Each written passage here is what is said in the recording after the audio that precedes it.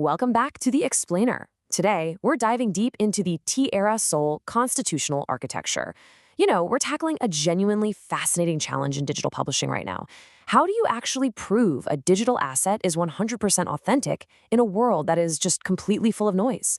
Well, let's explore exactly how to achieve real forensic clarity across every single digital horizon. Okay, let's dive into this.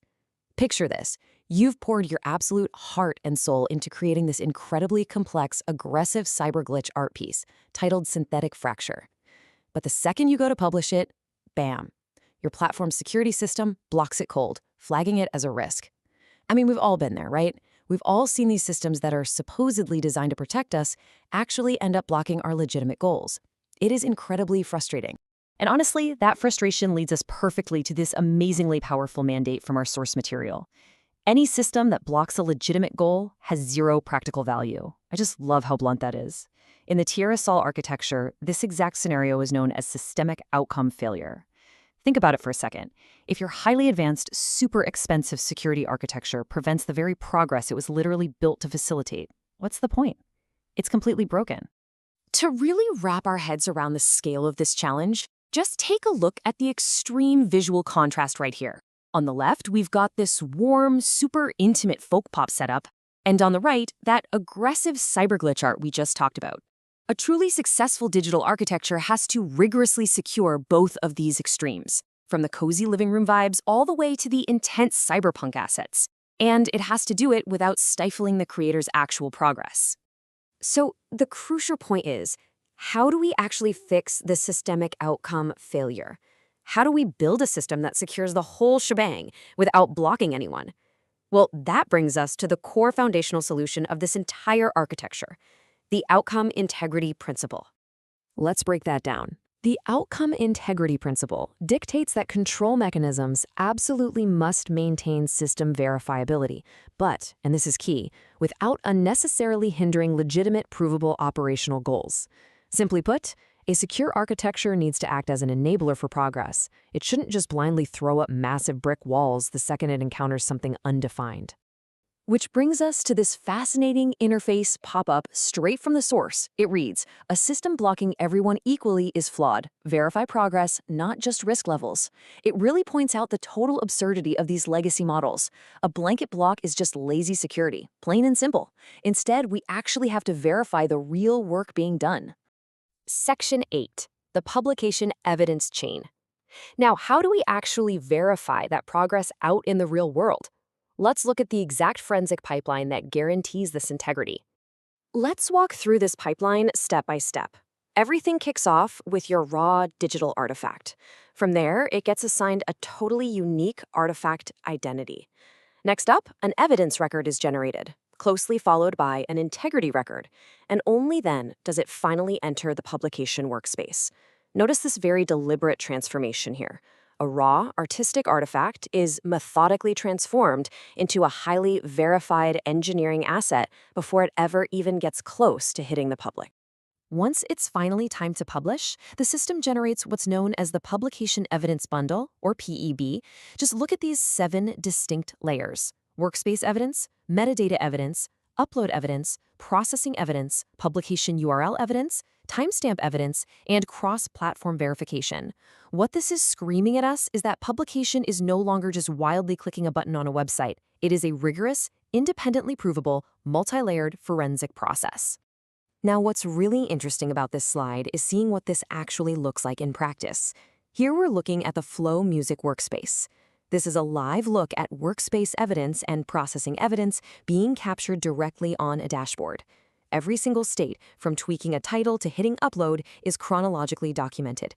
It's literally building that forensic chain in real time right before your eyes. And the brilliance of this architecture is that it doesn't just rely on one single platform. Look at these interfaces. We've got a ChatGPT library on one side and an external authentication interface on the other. This is cross-platform verification in action. Why does this matter so much? Because if a specific platform suddenly changes its rules or, goes bankrupt and disappears entirely off the internet, your publication evidence bundle survives. It captures the entire process across multiple domains, making your proof of publication totally platform independent. This brings us to a massively important constitutional rule for this entire architecture: the separation of powers. Evidence does not equal integrity. Integrity does not equal publication. And publication absolutely does not equal authority. Think of it kind of like a government. You cannot just automatically pass from one state to the next. You have to independently earn each and every status. Let's move to and see how this builds directly into the structure of the system itself. We have a very strict division here. Over on one side, the normative layer. This is your constitutional rules and specifications. On the other side, the implementation layer, your Python code, JSON schemas, the UI.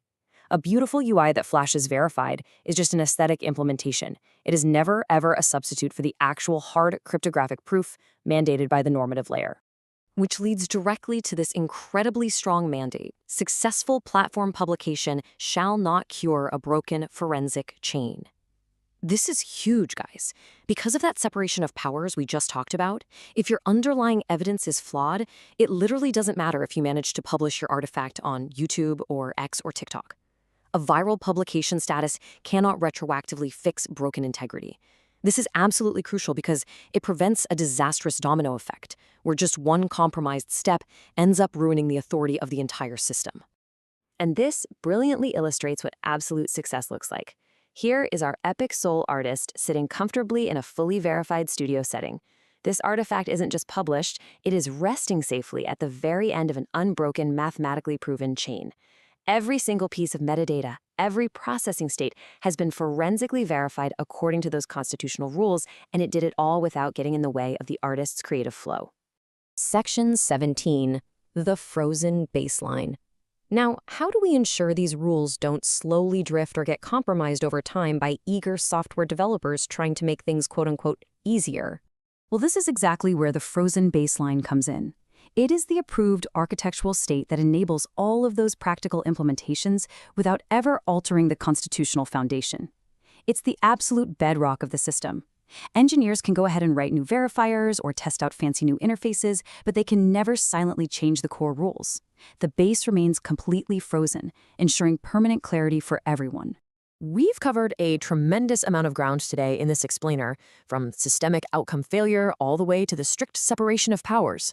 But I want to leave you with a provocative question to consider as we wrap up. How will you apply the outcome integrity principle to prevent your own digital architecture from blocking its true goals? Take a really hard look at the systems you rely on every day. Are they actually enabling your progress, or are they just a flawed risk model acting as a giant roadblock? Thank you so much for tuning in, and I absolutely can't wait to dive into our next topic with you.